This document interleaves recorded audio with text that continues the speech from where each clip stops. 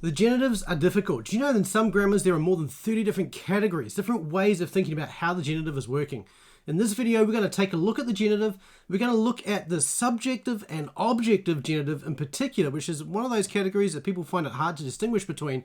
And we're going to demystify this and simplify it so you can understand it. Hi, I'm Daryl Burling from Master New Testament Greek, and I help people like you with the tools, habits, and system to master the Greek of the New Testament. If you're interested in reading the New Testament in the original language and getting the riches from it that way, then go ahead, hit the subscribe button and the notify bell. That way, when new videos are released, you find out about it first. There are more than 30 different types of genitives. And even if you think about genitives modifying a noun, there's all these different sorts. There's production and producer and product. This just to start with that category. There's attributive, descriptive, relationship, partitive, possession, content. All of these are just a genitive modifying another noun in some way. And so we want to simplify this. We want to understand how can we make this a little bit easier to follow. And that's what this video is all about. We're going to simplify genitives. So let's start by talking about how do we understand, first of all, what the genitive is actually doing in the context at any one time. We start with a simple question, one question. Is it modifying anything, or is it the object of a preposition? So prepositions will often take an object in the genitive. And in fact, so will some words. Some words will take the object in the genitive as well. Akuo, for instance, can often take an object in the genitive. Akue mu. He hears me, right? That would be a genitive just as the object of the verb. So if it's functioning as an object, that's separate to if it's modifying something. Now, is it modifying a verb or is it modifying a noun? Now, it could also be modifying something else, but generally it's either modifying a verb or a non-verb, a substantive, something functioning in that way. And so that's the question. How is it functioning? What's it modifying particularly? A verb or a noun? So if it's modifying a verb, this is what we call an adverbial genitive, a genitive modifying a verb. Just like other things can be adverbial because they're modifying a verb, so the genitive becomes adverbial. This is an adverbial genitive.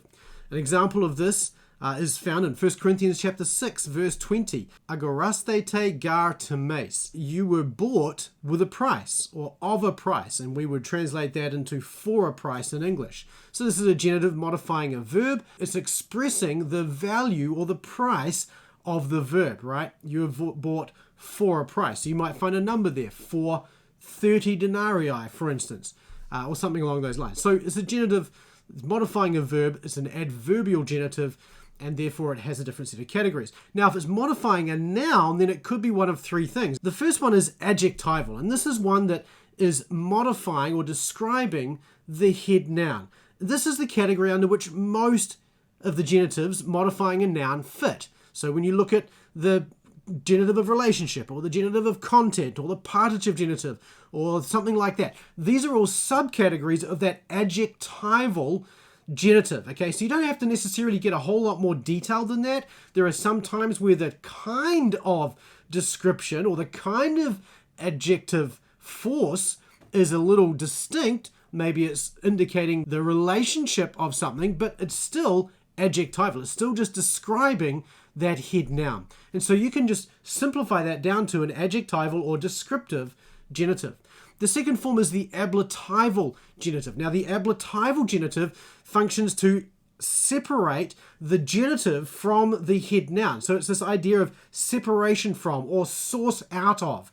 Okay, so this is your genitive of source, your genitive of separation, and your genitive of comparison, right? So the Father is greater than me. Me would be in the genitive to indicate a comparison from and separation from the Father. And then, of course, we come to verbal genitives. And that's what we're talking about today when it comes to the objective and subjective genitive. So a verbal genitive is not an adverbial genitive, okay? An adverbial genitive modifies a verb. A verbal genitive does not modify a verb. The verbal genitive is modifying a head noun that has a verbal idea.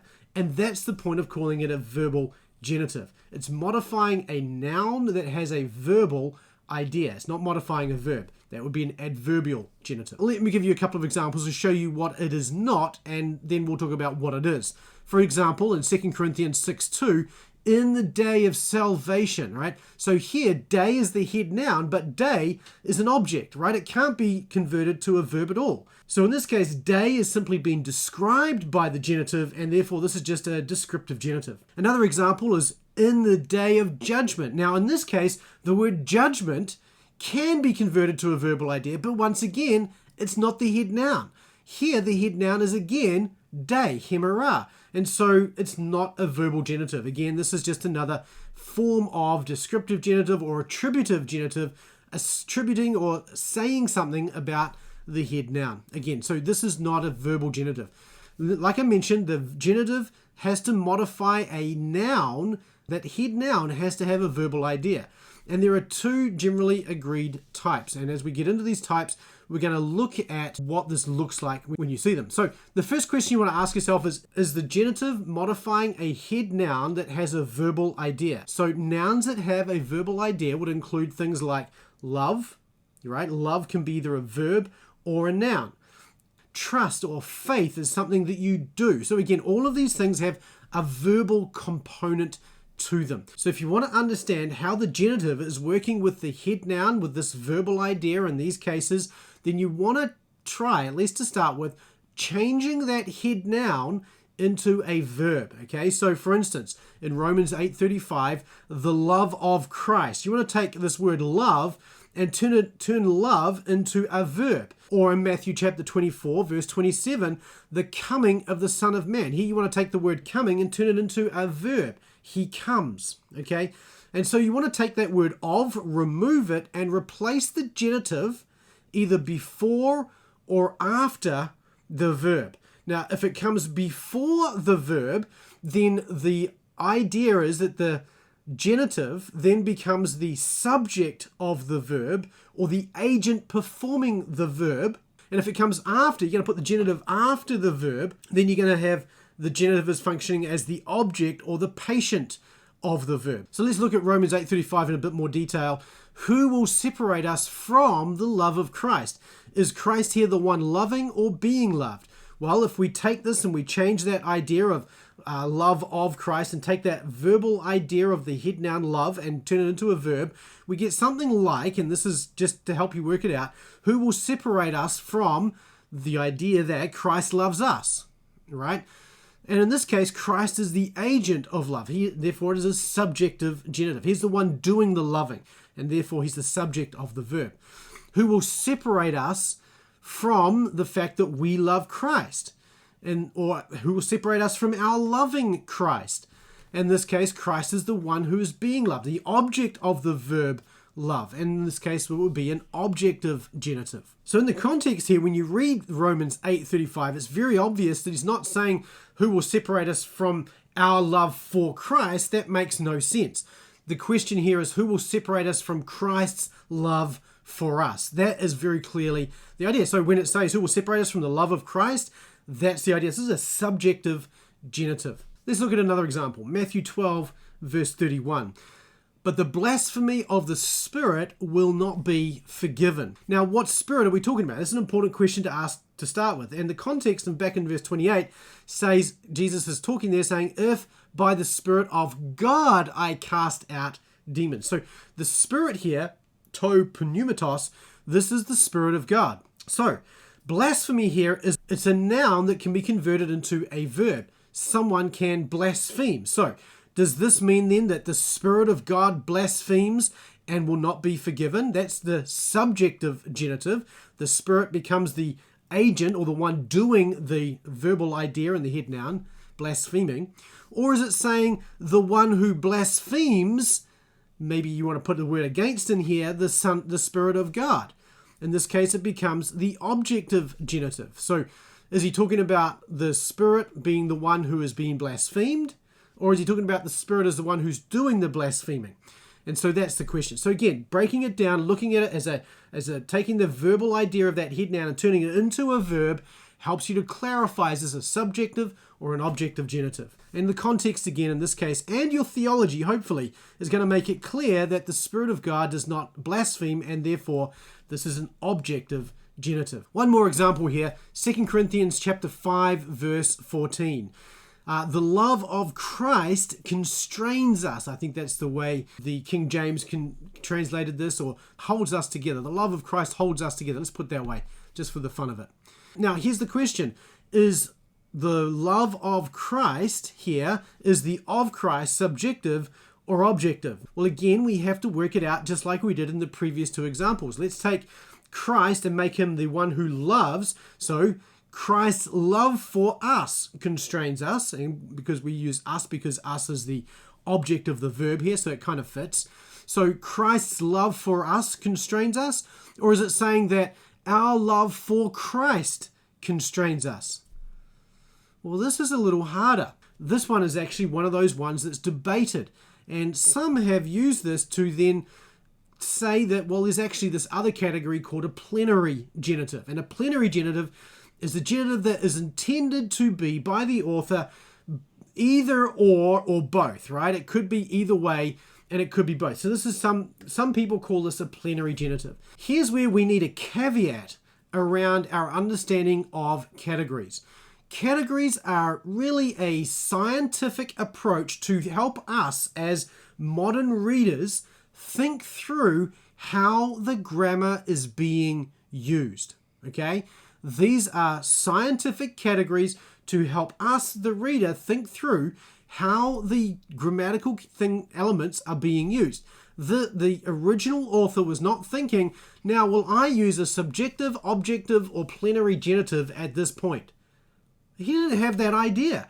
What he was trying to do is to communicate what was in his mind, and he used words to do that. He wasn't focused on, should I use a particular grammatical category? These are really modern constructs that we use to understand the author's intention. The author's grammar is not always going to be clear because they're not thinking these grammatical terms. So how do we deal with this ambiguity when we find it in the text? Well, there are two basic responses. One of those is that we can create new categories. For instance, the plenary genitive, a genitive category that will catch all, basically, in this category. Or we can say, you know what, there's just some ambiguity here that we just have to think through from a theological and contextual perspective to try and understand as best we can what he's getting at. And so I want to encourage you not to get hung up on the categories and identifying the categories ad nauseum. There are going to be some times where identifying categories is pretty straightforward. There are going to be other times where, like for instance in 2 Corinthians 5:14, where identifying categories is going to be difficult. And in fact, there are books written on issues just like this. For instance, here's one on the faith of Jesus Christ. Now, this is an important subject that needs a solid academic approach to think through some of the issues related to this. But this is looking at Galatians chapter 3 and 4 and looking at where it says the faith of Christ in the Greek and the genitive. And is it saying, is it the faithfulness of Jesus, as in that case it's Jesus who is acting, being faithful, that saves us? Or is it that we believe and we have faith in Jesus as the object of our faith, object of genitive? Is that what saves us? Now, this again isn't a simple one or the other kind of question. There are a lot of things to think about, which is why we have big, thick books written by smart people who think through some of these elements. And this is where exegesis comes in. This is where thinking through the text is really helpful. And this is where the more experience you have reading the original language, the better and easier it's going to be for you to work through this. So in this video, we've looked at the objective and subjective genitive. You've seen that the way to work out whether it's a subject or an objective genitive is simply to say, is the head noun verbal? Is it modifying a noun? Is it a verbal noun? Can it be converted into a verb? And if so, should we have the genitive as the subject of the verb or the object of the verb? And by following these three steps, you can very quickly and very easily understand whether you're dealing with an objective or subjective genitive. So I hope this has been helpful. If it has, go ahead and hit the thumbs up button. Tell me you like this. That really helps not only me, but also the YouTube algorithm to know that this is a helpful video. And if you haven't already done so, I want to encourage you to go to the masterntgreek.com/roadmap page and download your roadmap to mastery there as well. That will put you onto my mailing list, give you some goodies at the same time, and make sure that you know when new videos come out as well. And I get to share other things with you as well from time to time So I look forward to seeing you on there as well. So thank you for watching. Don't forget, of course, to hit the subscribe button and the notify bell, and I look forward to seeing you in the next video. Until then, keep taking small, consistent steps toward mastery. See you then.